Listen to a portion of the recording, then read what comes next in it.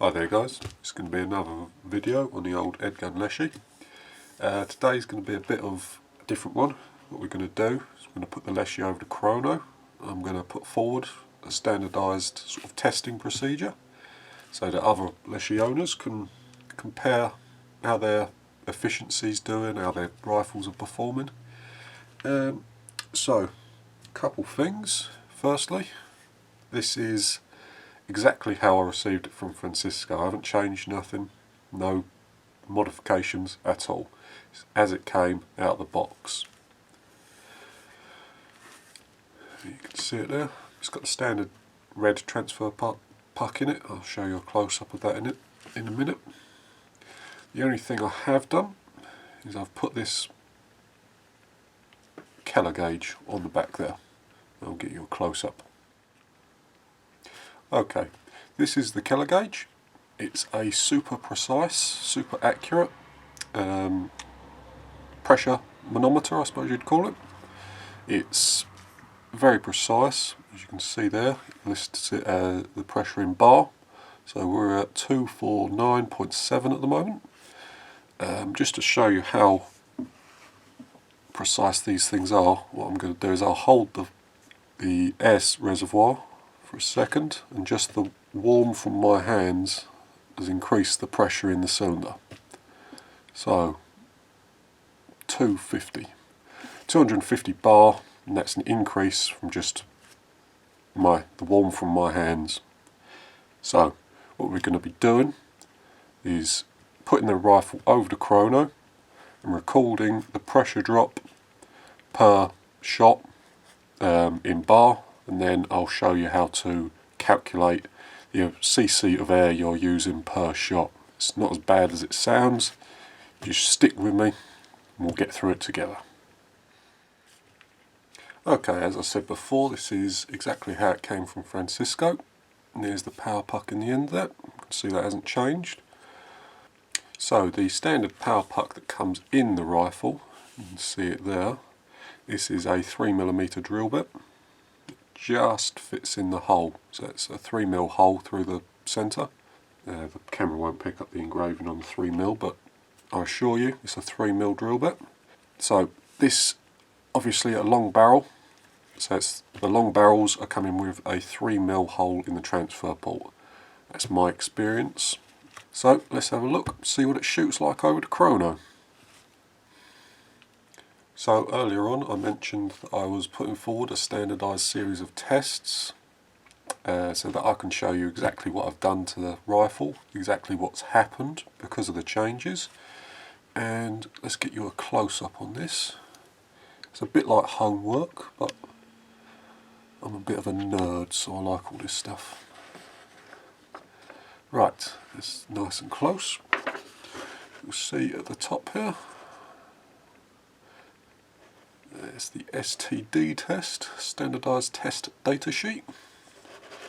Right, so we've got a load of values here that I'll be filling in. The jet sizes I'm going to be leaving as blank at the moment because I'm not sure what jets are fitted in this rifle.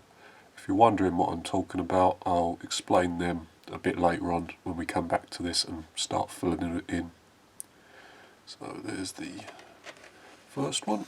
Next is the caliber, where you can read it. Them parameters there. We'll fill this in and I'll show you exactly what's going on. Good read of this. What I'll do is I'll upload this to Google Drives or some other form of online library, I suppose you'd call it, so that you can fill out your own if you want. If not, no worries. On the second page, it's just left blank for the magazines and the pressure. So what we'll do is we'll count the magazines, 1, 2, 3, etc. and note the pressure that we're starting with, first of all. And as we use a magazine, note the pressure, use another magazine, note the pressure. You get the idea. Right, I'll meet you over by the rifle. We have the chronograph at the front of the rifle there. See if I can get you a close up. Here it is. That's the FX chronograph, the Doppler effect one. You can also see the gauge there.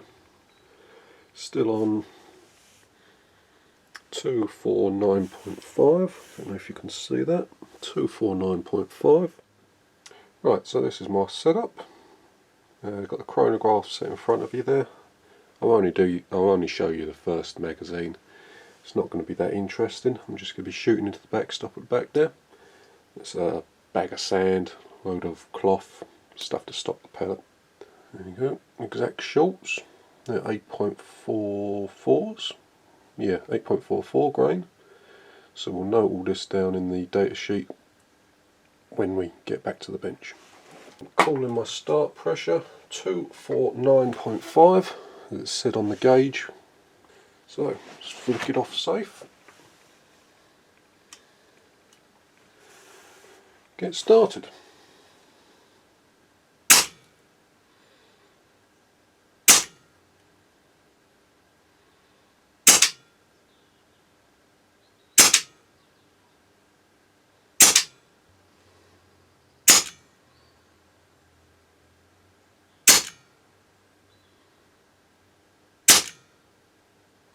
Okay, that's the first magazine.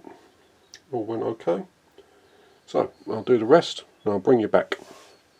Okay, so I've just finished up the chrono test. We're down to 62.3 on the Keller gauge. I believe that's well below the reg. I've got the chrono string, 104 shots in total, although the last magazine, maybe magazine and a half, you could tell it was coming off the reg. It was slowly dropping. So I'll put you back on the bench and we'll come back in a minute. Okay guys, back at the bench now. Finished the shot string, finished the chrono test. I'll bring in the data in a minute. Just for your information, I did from the very first shot right down to well below the reg. We ended up at the final pressure of 62.3. I believe the reg set a bit higher than that. But I'll show you all the data for total disclosure, so you can see what's going on. I won't hide nothing. You know, I've got nothing to gain by lying, so take that as what you will. Right, let's bring in the data. Okay then guys, this is the magazine test sheet. I'll zoom you in a bit so you can see. I have to excuse the handwriting. I'm a bit of a monkey if I'm honest. But let's see, you can see what's going on there. So you'll see we started at 249.5. That's what that says. As we work our way down the magazines, actually magazine number 1, number 2, number 3, 4, you get the idea. Slowly drops in pressure, sorry. It's about 13 bar drop per magazine in total pressure. To the ends there. Sorry about the end one, I was reading it upside down. Right, so that's what you can see. I'll bring you back the chrono readings. Right, here are the chrono readings. This is the first shot obviously, it's a bit higher, 186. Still under the 12 foot-pounds. But as we go along, you see, what I'll do, it's a bit hard to see on the phone, so what I'll do is I'll include in the description or in a paste bin, something of that nature, like include the entire shot spread in its entirety. So there you go. Edited nothing, taken nothing out. As I said before, I've got nothing to gain by lying to you. About a 3-second pause between each shot. I tried to sort of keep it in a rhythm, but it's a bit long-winded. There we are, that's the last of them. I will say, I shot right off the end of the reg. I wanted to see what I saw. I wanted to see no spike as the rifle came off the reg, so I shot it way below the reg. I've included all 104 for this part, however, just for your information, I am going to be cropping the last few magazines I think about 88 is where I'm going to call it. That's 11 magazines, so 88 total shots, 11 magazines. I believe after 11 is when it starts really coming off the reg. We'll have a look in a minute and we'll see what the shot number 88, what sort of reg pressure we're doing. This is only a preliminary reading. I'll set up the reg tester a bit later.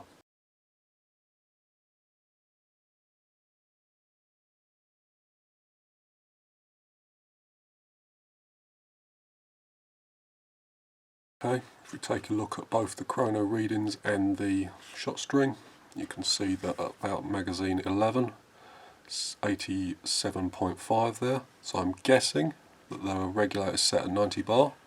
Could be wrong, but that's where it seems right to me. I will be making a reg tester.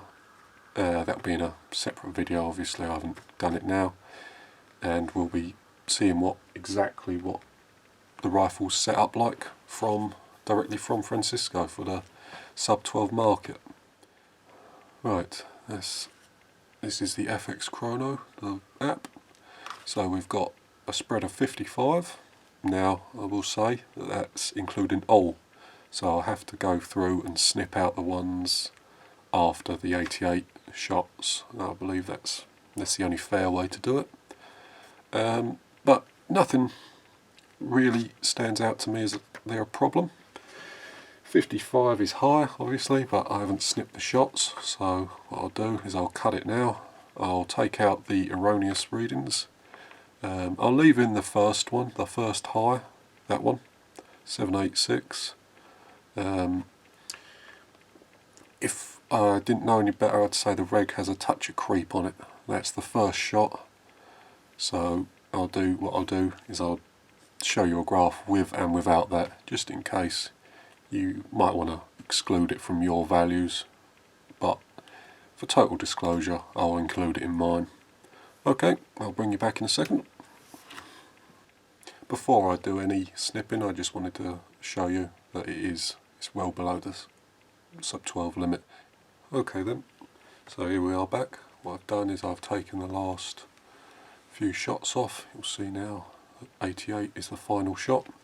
11 magazines, that's 8 shots per magazine. Now we have the spread. I've left in the 786, the first high one. However, that is extremely high, and if you take that 786 off your shot spread, it reduces it to a 35 foot per second spread, which is decent over the entire usable shot string of a rifle. I'd be more than happy with that before any tuning or any fine fettling goes in. Right, so let's fill out the rest of the form and I'll bring you back in a second. Okay, welcome back. This is the filled-in sheet. You'll see test number 01. It's the first test, it's the first full shot string I've done. I've noted the power puck size, obviously 3mm, we talked about that before.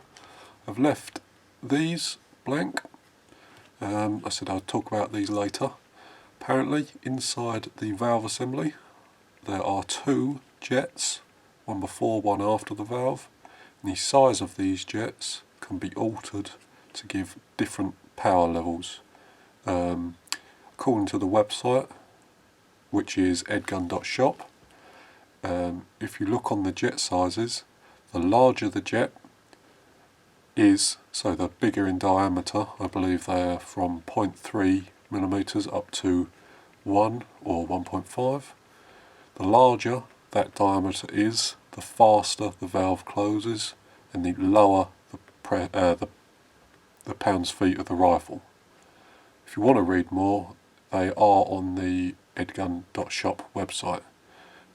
Also the Leshiy.shop, both of them I think are the same person, Francisco.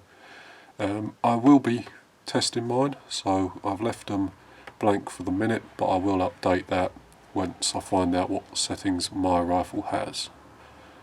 If we scroll down, there we are. Again, excuse the handwriting.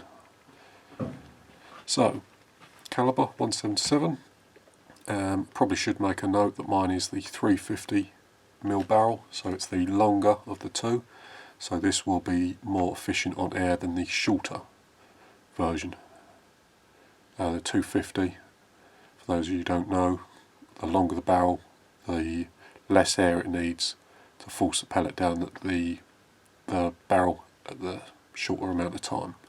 So, longer barrel, more power, shorter barrel, lower power. That makes sense. Note the pellets I used, JSB Schultz, the weights, and the various averages and values you can see there. I've put in brackets 44 extreme spread, put 35 in brackets because I believe that's a little unfair to include that first shot. However, again, total disclosure, I've included it in my readings.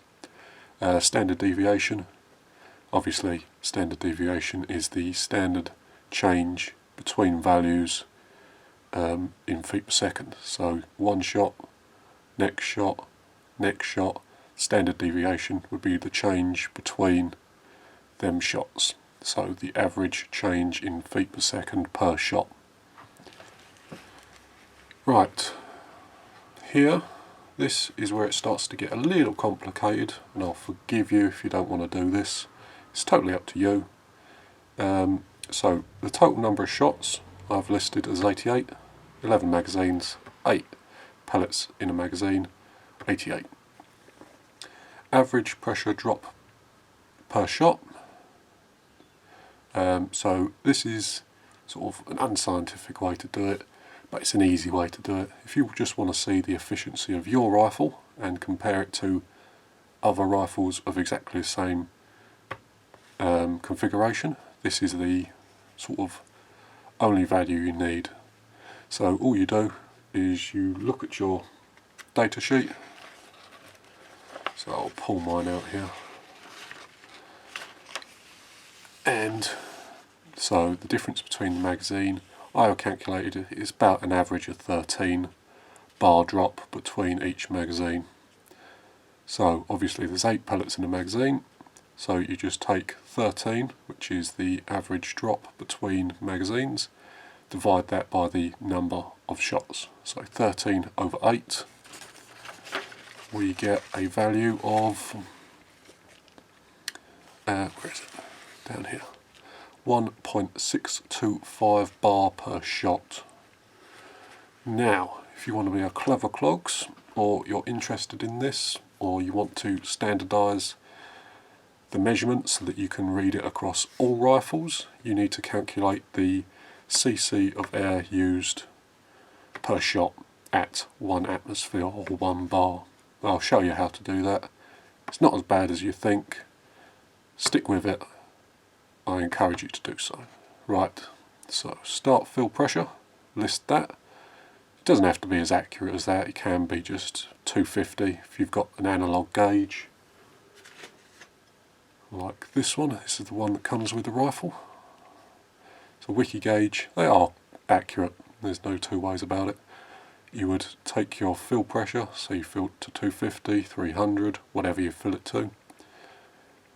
You would then shoot your shot string, make your notes, fill out your form, then note the end fill pressure. So, in other words, the total amount of drop. So from 250 all the way down to 80 or 87.5 in my case, that's what I'm calling the end of the usable shot string. Right, once you've done that, you can look up the air tank reservoir volume. This is listed on the Edgun website. I have included, I'll show you the formula in a minute, but I have included both the standard, which is mine, the tube gun. So in this configuration, let me zoom you out a bit there. So obviously this air tank at the bottom, and then a smaller one at the top. That's your air tank reservoir. I haven't included the plenum volume in this calculation. You could do if you wanted to. It would just mean adding I believe it's 43 cc's for the standard Plenum. Let's zoom you in a bit more. Right, so that's the small one. The larger, the bottle that you can get is listed on the website as 415 cc's. Might be a little confused because it says 350. Obviously you've got to add the little tank on top. Right, let's pull that away, take that away, and do a bit of maths. I will forgive you for clicking off the video if you don't want to watch this bit. It's a bit anarchy and a bit nerdy, but it's what we're here for. So here's the formula. It's not as bad as it looks, and I've given a worked example below, so if you know nothing you can just sub your values into the formula below and get a rough idea. So you take your initial pressure that we listed on this sheet here, initial pressure of 249.5, your final pressure, or the pressure that you're calling good. So in my case it's 87.5. Take your number of shots, so I'm calling it 88. Then finally you times that by your air tank volume. That gives you your cc of air used at 1 atmosphere. So if you depressurize the gas used to puff the pellet out of the end of the barrel, that's the cubic capacity of that air. That's the amount of volume of air that you used. If you don't understand it, really don't worry. Again, you'll have to excuse the handwriting. So, we have, here's the values I got. This is initial fill pressure, final fill pressure, number of shots, air tank reservoir volume. That's your calculation right there. I suppose I will add the Plenum volume and I'll do another calculation just so if you want to include the Plenum volumes you've got that information. Right, that's about it. I hope you've enjoyed this. It's a bit long-winded and a bit anarchy, if you will. Not many people are going to watch it, I guess. But I hope you've learned something. I'll be back with this calculation with the Plenum volume on it. So here we are back again. Two calculations. This top one, if you remember, does not include the Plenum volume. Plenum, if you're wondering, is the supply of regulated air. So that's not the air cylinder volume, however it's the volume of air inside or behind the regulator. So that's the amount of regulated air available to the valve at any one time. So you see all that's changed between the two is this value here. edgun.shop lists the Plenum volume as 43 cc's. They list the air tank reservoir as 150. So all I've done is add them two values together to give us that. Obviously you'll see a larger volume, you're using more, or the amount of air used per shot hasn't changed between these two values. However, this value here obviously has more weight in the equation now because you're timesing this value by this one. So I hope that makes sense. I will say I'm not the inventor of this formula. Boyle's law, it's been around for hundreds and hundreds of years, but I want to say that I got this from the Air Gun Nation forum. There's a very clever fella on there that gave this formula out in an answer. I did have some idea, but it's his, what I'll do is I'll put his name down there somewhere. So he's got credit. I stole this from him. So, thanks for watching. Hope you enjoyed it. If you want, you can send me your values.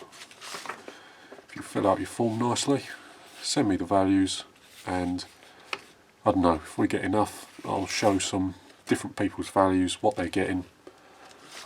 This is just to sort of make sure everyone's up to speed. So, okay then. Thanks guys. See you in the next one.